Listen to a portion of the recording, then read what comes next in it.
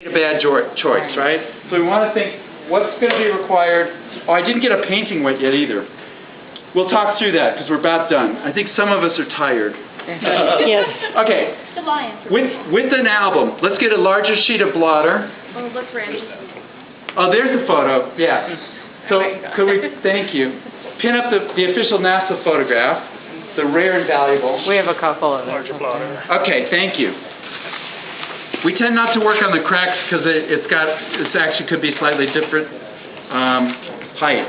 Okay, I had this thought one day that, look, I'm dealing with a bunch of wet phonograph albums, wet LPs, and I mean they're wet enough that they're doing that. If I go trying to take the album out, and I did, right, the inner jacket tears all to goodness, right? There's no stopping that.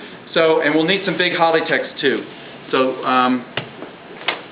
So it dawned on me that the weakest link in the chain of LPs is that they're easily scratched, and they're permanently damaged if the sound quality is damaged if you scratch them. So it would be preferable not to take these things apart as an object, but to dry them as a single thing. And what are we doing if we do that? We're drying a vinyl album which will not be damaged in the water. The label on it will not be damaged by being wet. The paper jacket over that, which will be intact when we get it dried. And these paper covers, which will transfer moisture, you know, so I'm going to put this sort of in the center because I'm going to theoretically build a stack. Who wants to do the next one? We've got a single.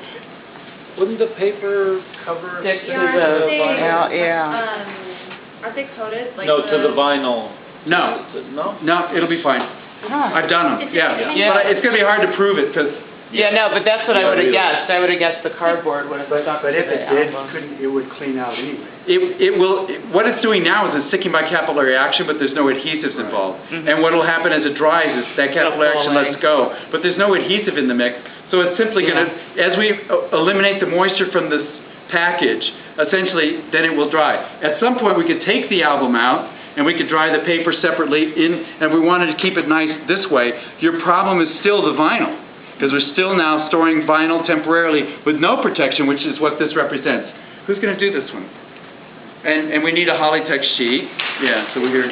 Yeah. It's an true vinyl, because, you know, the early ones are those aluminum core really heavy, but they're vinyl. But when you look at the middle and you feel the weight, they're really heavy. Have you ever played with that? I've never have, but I think they'll dry out fine. There's also the ones that are, what were they, acetate or something? Yeah. And those are in trouble to begin with, and they already may be delaminating, and it's not my fault. Yeah. And let's do a 45 too. Let's put a couple of layers. In fact, let's come up with a light board system. We don't have to have well, even that will do. It's just convenient and big.